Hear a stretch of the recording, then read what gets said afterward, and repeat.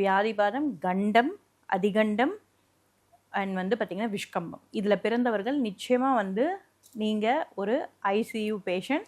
தயவு செய்து யாருக்காவது இருந்ததுன்னா உங்கள் ஜோதிடர்கள்கிட்ட பார்த்து அதுக்கான தெளிவான பரிகாரங்கள் பண்ணுங்கள். பரிகாரங்கள் பண்ணிங்கன்னா உங்கள் வாழ்க்கையில், ஏன்னா அந்த பித்ருக்களோட கர்மாக்கள் அவங்களுக்கு சரியாக திதி தர்ப்பணம் கொடுக்கல, குலதெய்வத்தை வேண்டலை, இவங்கெல்லாம் தான் இந்த நாமயுகத்தில் பிறப்பாங்க. நாட் ஒன்லி இது, தாய் வழி, தாய் வந்து சூசைட் பண்ணிடுறாங்க, ஏதோ ஒரு கர்மா இருக்குது, தாய் சூசைட் பண்ணுறாங்க, தாய் வழி வந்து கஷ்டங்கள், தாய் வழி உறவுகளை எதுவுமே சரியில்லை அப்படின்னா அவங்களோட நாமயுகங்கள்லாம் பார்த்திங்கன்னா இந்த நாமயுகங்களில் இருக்கும். எனக்கு வந்து அம்மாவால் எந்த ஒரு பிரயோஜனமும் இல்லை மேடம், எங்கள் அம்மா இந்த நிறைய விஷயங்கள் சொல்லுவாங்களே. ஸோ இந்த மாதிரியான மல்டிபிள் விஷயம் இருக்குது. அது எதில் இருக்குது? அந்த வந்து பார்த்திங்கன்னா வியாதிபாதத்துக்கு யோகி அவயோகின்னு இருக்கார்.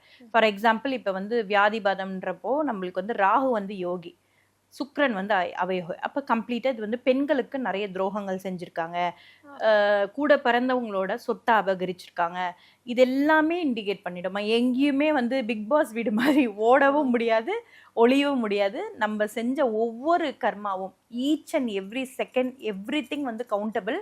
அது ரிட்டன் நமக்கு தான் வந்து அது வந்தே தீரும். ஸோ இந்த நாமயுகத்தில் பிறக்கிறவர்களும் ரொம்ப ரொம்ப மோசமான கர்மாக்களை அனுபவிக்க ரொம்ப கவனமாக இருக்கணும். இந்த இதை தவிர வேறு ஏதாவது உண்டா? நிச்சயமா இது மாந்தி அண்ட் வந்து நாமயோகம் சொன்னேன். அடுத்தது ஒரு மோசமானது, நம்ம இன்டர்வியூ கொடுத்தாச்சு, இருந்தாலும் அதையும் சொல்கிறேன். கண்டாந்திரம் அப்படிங்கிற ஒரு விஷயம்.